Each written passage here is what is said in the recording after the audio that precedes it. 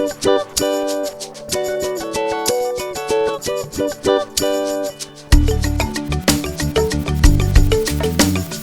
and a warm welcome to this edition of Eye on Gauteng. I'm Kukule Tukele. On this episode, I got to sit down with the MEC for Education within the province of Gauteng, Mr. Panyaza Lesufi, and I spoke to him about the level of transformation we've seen in education over the last 10 years. Thank you so much for your time today, MEC. Perhaps let's get a quick overview of the progress and the transformation that we've seen when it comes to the education sector in the province of Gauteng over the last 10 to even 20 years. You know, my view is that we are a country that consumes a lot of things. We don't have a car that is strictly made in South Africa. We don't have an aeroplane that is strictly made in South Africa. We don't have cell phone, tablets. All the major things that we utilize in the country, they're made somewhere. Purely because those people can produce the human capital that is needed to produce the products that I've just referred. I'm one person that believes honestly that our children deserve to be given an opportunity so that they can produce these things. And as a country, we can rely on the human capital of our young ones. And the challenges that we have within the education system is to ensure that our young people don't rely on social grants. Our young people don't have to queue for an RTP house. Our young people don't have to rely on, say, I need to be employed. They need to create jobs. They need to be in a position to hire people and be in a position to produce things that can make all of us proud. Me and you and many other people who came to Gauteng looking for gold. That gold is gone. The mining industry is gone. The future gold of this country is our young people that are in the classroom. Until you shape them in a manner that they can produce products, they can be creative, they can be innovative, we are not going to succeed as a country. And the only thing that can make them to do that is education. So our long-term goals is to produce young people that are dynamic, very creative, very innovative, that will be in a position to present and position this country as a country that can produce products that all of us across the world can buy those particular products. And I think we are capable of doing that. I think we are getting there, as you mentioned, MEC, but certainly there must be lots of moving parts. If it's not the lack of skills when it comes to sufficient educators in the system, the necessary infrastructure development to be able to need and address the ever-growing population in the province of Gauteng, are these goals and objectives still in line despite these challenges? Well, I say our education system is like an Irish coffee. You know, it's black at the bottom, white on top, with sprinkles of chocolate all over. So you need to create a South African coffee and kill the Irish part of that coffee, because if you have an Irish coffee where majority, which is black, is at the bottom, minority, which is white, is on top, and centers of excellence, which is our private schools, are on top of everything, you're not going to have a quality education system. You're not going to meet the targets that you want to meet. So you have to change that Irish coffee and make it a South African coffee. And to do that, you have to level the playing field, ensure that the infrastructure and the townships is up to scratch, ensure that you can recruit the best teachers to go and teach in the townships. Because I can advertise a post now in Soweto. There's no white teacher that will apply for that post, no matter how attractive that post is. And that mentality is purely because people fear many things. So you need to level that playing field. And if you can't level that playing field, we're not going to. So it simply means that we have to change the engine of an aeroplane when the aeroplane is flying. And the dangers are huge, because you are not going to say to township learners, stay at home, I'm fixing your classrooms. Stay at home, I'm training your teachers. Stay at home, I'm printing new textbooks for you. Stay at home, I'm fixing the toilets. You change those things while the learners are inside the classroom. And the difficulties are that we might not succeed and reach the targets that we want to reach. But we have started, and I'm excited. I mean, the investment we've put now, it's massive. I mean, if you check the new schools that we are building, the ICT devices that we are putting in the classroom. So we are indeed leveling that playing field.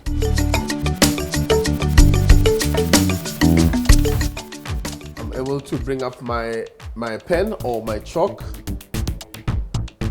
and I can change the background of my board, and I'm able to annotate or write like a normal chalkboard. The age of blackboard and chalk may very soon be over. Interactive smart or e-boards combine the media versatility of a computer with the conventional whiteboard, making the learning environment fun, creative, and interactive. The teacher is able to start annotating to the students. If I mix this color plus this color, what color would I get? Now I'm able to go, okay, let's go ahead and explore that, and I do that, then I get a different color. So it lets the teacher interact with the students without having to go back to the student.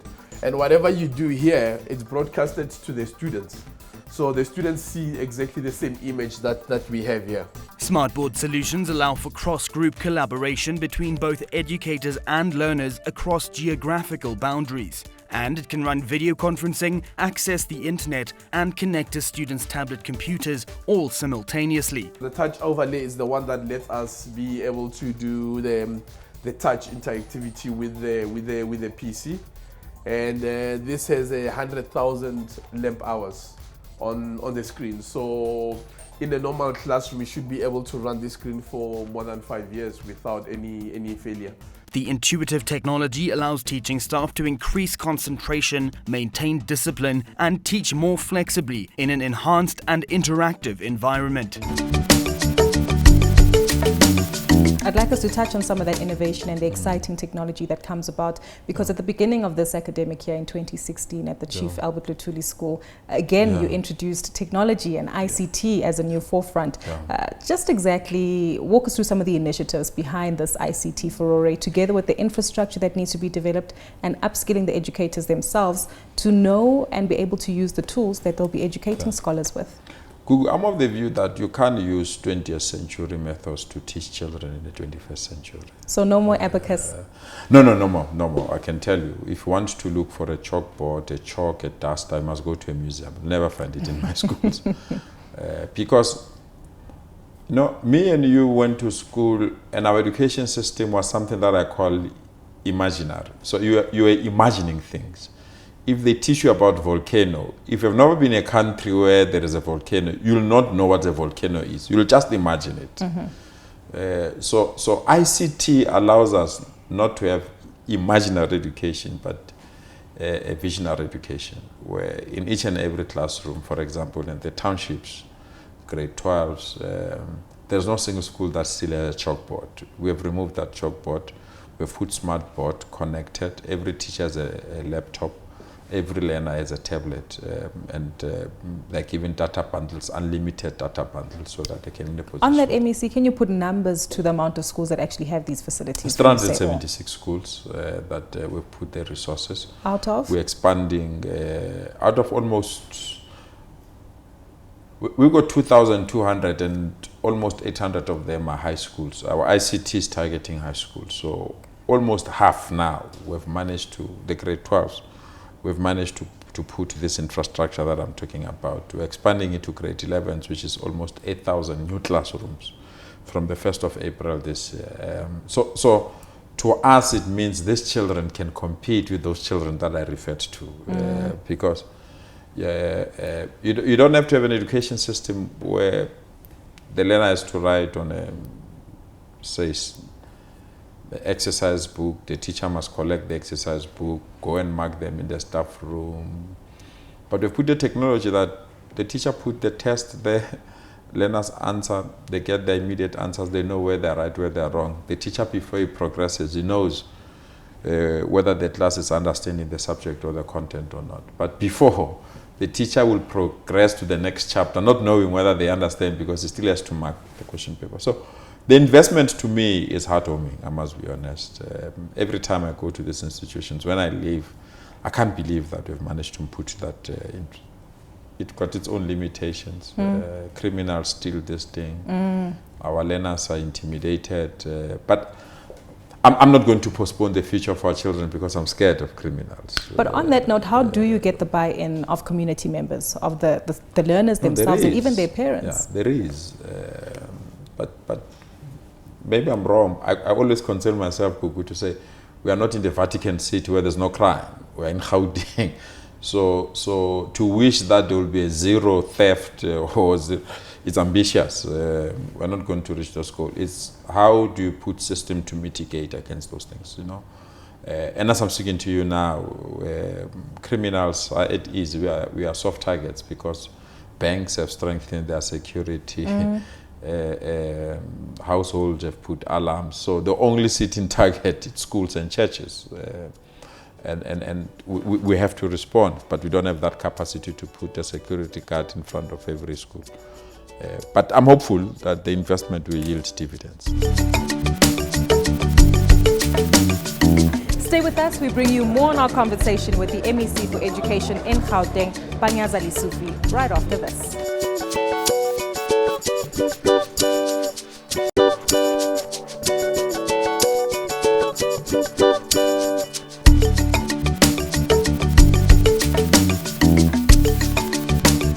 Welcome back. You're still watching Eye on Gauteng. Now, I caught up with the MEC for Education in Gauteng, Panyaza Lesufi. Let's take a look at how our conversation expanded further. I'm happy you touched on your trip to abroad to interact with some of your international peers, because again we had the AfriCities campaign recently held here within the city of Johannesburg, where again the city was highlighted as a leader. What does this mean for the drive for investment and ongoing innovation within the education space? Are we speaking to our international peers to come to South Africa and offer some of their suggestions, and again leading the path for the rest of our continental peers to follow too? Remember, the challenges are different. I'm glad that we are playing in that space because we need to close that gap. But unlike the UK or Europe or other countries, I need to take a child from their home before they come to school. I must transport that child, I must feed that child, I must clothe that child. So our counterparts, the child just come in the classroom, ready to teach. We have to transport the child, clothe the child, feed the child, train the teacher, give the child a textbook. Because in other countries, they get this thing, parents pay this thing. So I don't want to be emotionally taken by what is happening in other countries, because we have to cover substantial ground before the teacher stand in front of that learner and teach that learner. So the excitement that I have is that on the digital space, we've closed the gap and they can feel us. And that is why they want to share ideas with us, which is encouraging, because the imbalances that we have, remember I told you about the Irish coffee. Now, a teacher that is good, that is teaching in Sentin, I can beam that teacher to all classes in the townships. So that teacher does not have to move from Sentin to go to the township. True. Vice versa. If there are learners in Sentin that wants to learn Zulu, I can beam a good Zulu teacher to teach them. So technology has allowed us to change that Irish coffee into a South African coffee, slowly but surely. Whether the taste will be a taste of coffee, I'm still not sure. Let's hope so. Otherwise, add some sugar to it. But MEC, on that note, perhaps the private sector also has a role to play here, because fundamentally you can't do it alone. Are they participating in these initiatives to drive investment further? Yeah, they are. I'm opening the first school in the country, and I'm excited about that school. It's opening also in April, and the private sector have come on board. I must thank them. I'm of the view that, I mean, you go to every house nowadays, the second or third house, there is a satellite dish or DSTV. Is it not time that you teach children about satellite television? True. How does it function? How does it work? Why that dish? What makes that dish to function and other things? So I'm launching the first school of specialization that specializes in those kind of studies. I'm also launching the first school that is going to enter the aviation industry. SAA has given us an engine of a 737 aeroplane. It's going to be based in that school. Learners will learn about that engine, how it functions. There are learners that are very good in sport, but we don't have a school that specializes in preparing learners for the next Olympic Games. So this school will then prepare these learners for the next round of Olympic Games. So we are launching what we call School of Specialization. It specializes in certain techniques so that our children can compete with the best. So the private sector have come on board to say, we will give you the engine of an aeroplane so that learners knows how this engine functions. We'll give you satellite dishes so that learners knows why we'll have a match in Spain, it will be televised in South Africa, how those pictures move from Spain to South Africa, what it means and all those things. So we are breeding a new breed of learners that now are going to be technically focused rather than all of us wants to be doctors and engineers. So this is the first school with 350 learners that we are launching on the 1st of April.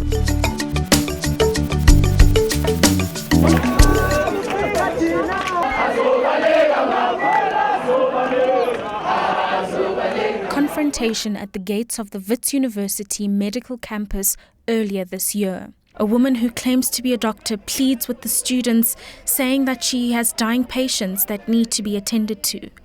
This is the ugly side of the education system in South Africa, and students from all over the country have vowed to stay in the streets until their demands are met. Yes, we've been told that we have the choice either to go in if we choose to do so, or we will not have any ramifications if we choose to support the strike. But unlike main campus, our classes have only been cancelled since Monday, and we were expected to go on Friday and Thursday, whereas main campus is not. Their fight is against fee increases of 10.5%. Because in the reality of the current economic climate, these are fees that most students cannot afford without financial assistance. Wits University has been vocal about its effort to assist in lowering the fee increment. It has cited that it has engaged with government about receiving a larger subsidy. At Council, 4 decisions were taken. The first was that the university would implement austerity measures, cut out unnecessary spending, and postpone major projects in order to make more money available for student fees. Secondly, is that they would renegotiate student fees for next year, and they would the students would be part of the negotiation from day one. Thirdly, that the upfront fee payment would be waived for all students who could not afford it, including those who are NSFAS. That's the 9,900 that people have to pay at the beginning of the year. And lastly, the Vice-Chancellor offered to give up his bonus, and that would go to student fees for students. I think Management Council has realised, and they've heard that students are angry. They've understood the pressures, economic pressures on families and right now. They've also undertaken to work, to ask government for more money, obviously, but to work with government and the private sector to see if we can come up with a creative solution that's more lasting than just a few days. We also know that a lot of South Africans have become socially aware, especially our youth, the very same children who get educated through your hands and make their way into tertiary institution. The impact of the Fees Must Fall campaign, how dire have the consequences been for your particular portfolio? Well, I support fees to fall, to be quite honest. I mean, I'm a product of student activism, so I come from that culture. I would not be where I am now if I didn't force my way through university gates to get education. So there must be no child as a country that should stay at home because their parents cannot afford. Because remember, some parents sacrifice their well-being for their own children. There are some parents that say, I'll rather be homeless, I'll rather be unemployed, I'll rather be poor. As long as my child can get education, I believe my child will take me out of poverty. Yes. So you don't have to disappoint that kind of a parent. Because if you make education to be a product of the rich, then the poor will never be good. Because the only way to break the shackles of poverty is through education. If we have more people educated, we'll reduce poverty. So Fees Must Fall might have impacted negatively on the budget of the department, but it's the right cause. There's no child that deserves to be outside education, because if they're outside education, they're not going to succeed. And where I stand, it's not nice to be poor, because if your children say, we need something and you can't afford, it affects your character, it affects your well-being, and that on its own create problems. So where will indeed, we get the fees money must from, though, MEC? Would we ever see a development perhaps of a fund based in Gauteng to allow for disadvantaged learners to actually get access to education? I'm of the view that we can afford. It's how we plan. I mean, the number of universities, you know, they remain the same for almost 19 years. We didn't give space for growth. True. So we didn't plan properly. If you check the number of matriculants that are passing, I mean, for the very first time in Gauteng alone, 90,000 learners passed their matric for the first time. Do we have universities that can accommodate 90,000 children in Gauteng? No. So it's not on the basis that we can't produce quality education. It's on the basis that we are not planning properly to accommodate new learners that are coming. And if we can plan properly, I agree the country does not have endless resources, but we have to prioritize other things.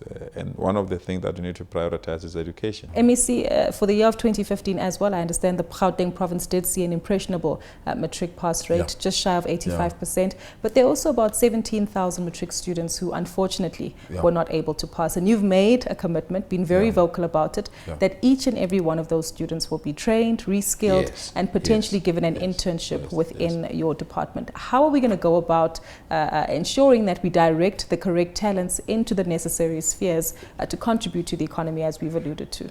Can your department do it alone? No, we can't do it alone, definitely. We are profiling those learners now. And I'm glad that some of them have taken opportunities already to say, you can open a car wash and we'll assist you in the budgeting and manage that.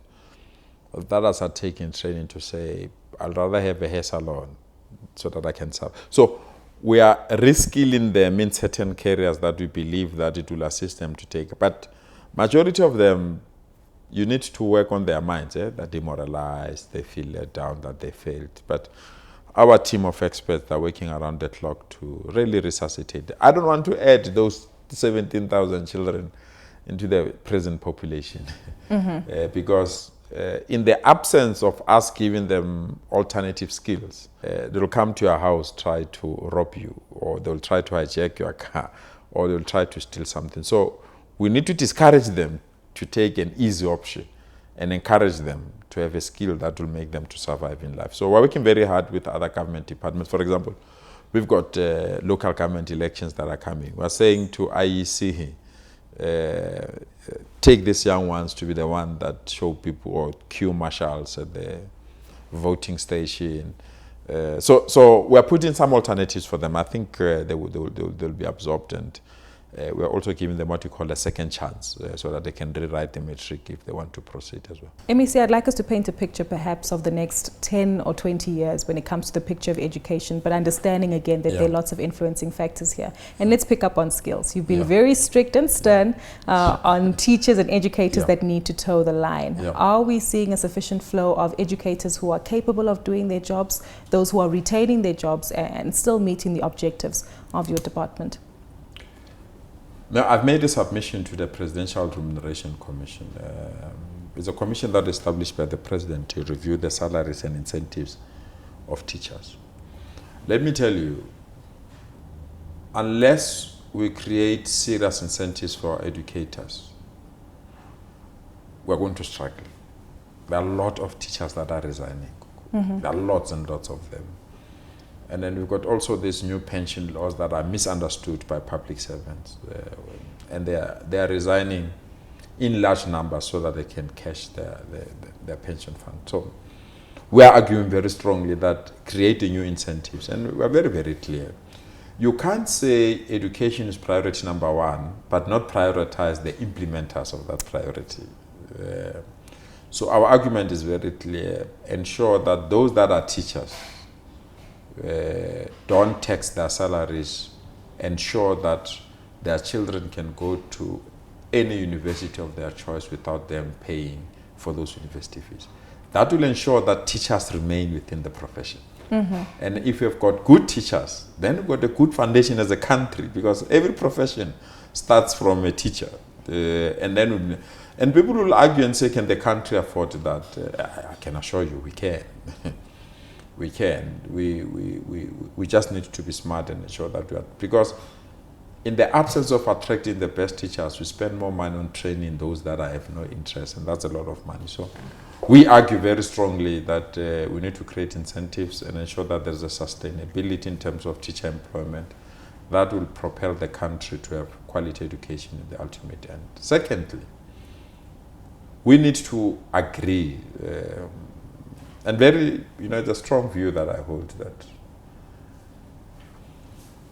we can't separate the education system on the basis of your color of the skin or your language. We need to ensure that the investment that we have as a country benefit everyone. Because I can tell you, the number of classrooms that we have in Gauteng can accommodate all the learners that we have. But we are building new schools every year because there are schools that have facilities but don't want other people to join them in those facilities. But the future is bright, let me be honest with you. I want to assure parents that their children under my care, they're in the safest hands that they can ever imagine. And that's where we leave it for this week's edition of Eye on Gauteng, in conversation with the MEC for Education, Panyaza Lesufi. From myself, Kukule Tutele, and the team, it's goodbye for now.